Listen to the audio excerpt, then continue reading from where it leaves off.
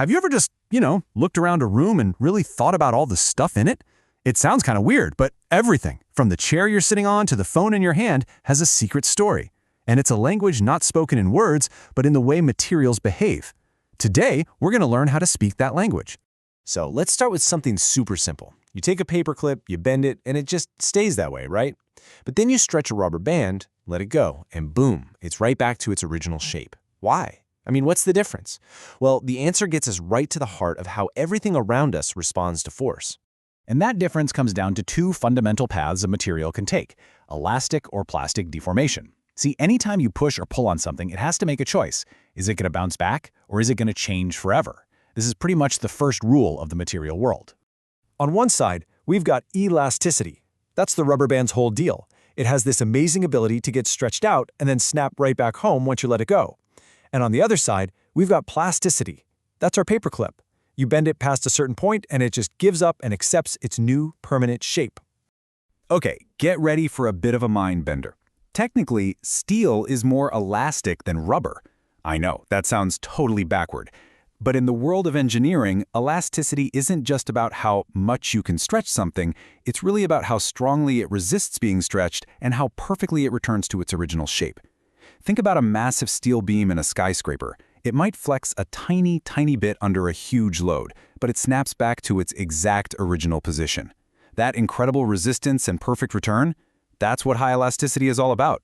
This graph right here, this is basically the point of no return for a material. So as you apply a force, what we call stress, the material starts to stretch or deform, and that's called strain. See that really steep straight line going up? That's the elastic region. The material is fighting back, and if you let go, it'll spring back. But if you push it too far, you hit that yield point. Once you cross that line, it's game over for the original shape. The material enters the plastic region, and any change from here on out is permanent. So what happens after a material gives up and crosses that yield point? Well, it turns out there are two very different ways it can meet its end. Does it stretch out slowly, or does it just shatter into a million pieces? And this is the key difference between ductile and brittle materials. Ductile materials, they give you a warning. They stretch, they get thinner, they deform a whole lot before they finally break. It's like they're yelling, "Hey, I'm under a lot of pressure over here." But brittle materials, they are all about the drama. They look perfectly fine 1 second, and then snap. They fail suddenly, completely, with zero warning. And you're totally surrounded by ductile materials. The copper inside your charging cable? That's a perfect example. It has to be drawn out into these super thin wires without snapping. Or an aluminum soda can. It gets pressed into that shape without shattering. That's ductility at work.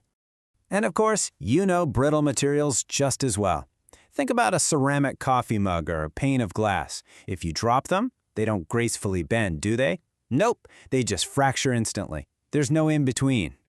All right, we use the word strong all the time, but in the real world of materials, that word is way, way too simple. There are actually different kinds of strong, and they're not the same thing at all. So let's break down three of the big ones: hardness, toughness, and resilience. First up, we've got hardness. This is all about resisting surface damage. Think scratches and dents. A diamond is the classic example, right? The reason it can scratch almost anything is because of its incredible hardness. It's a material's ability to just say, nope, when something tries to scrape or dent it. And this is how we actually measure it, which is pretty cool. Scientists take a super hard object, like a tiny diamond pyramid, and press it into a material with a very specific force. Then they just measure the size of the dent it left behind. The smaller the dent, the harder the material. It's actually a beautifully simple way to test it. Okay, next is toughness. Now, if hardness is about resisting a scratch, toughness is about being able to take a punch. A tough material can absorb a ton of energy and bend and deform before it finally breaks. A car bumper is the perfect example. You don't want it to be hard, it would just shatter. You want it to be tough, to crumple up and absorb the energy from a crash. That's toughness in action, protecting you. And finally, we have resilience. You can just think of this as springiness. It's all about how well a material can soak up energy while it's still in that elastic phase, before it's permanently bent, and then release that energy to bounce right back to its original shape. A diving board or a good spring are all about resilience. And if we go back to our trusty stress-strain curve, you can see it right here.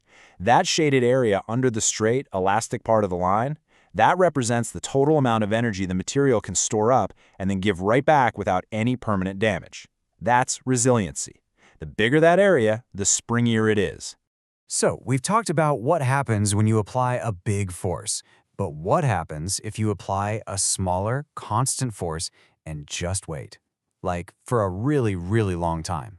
Well, that brings us to our final and maybe the spookiest property of them all, the slow march of creep.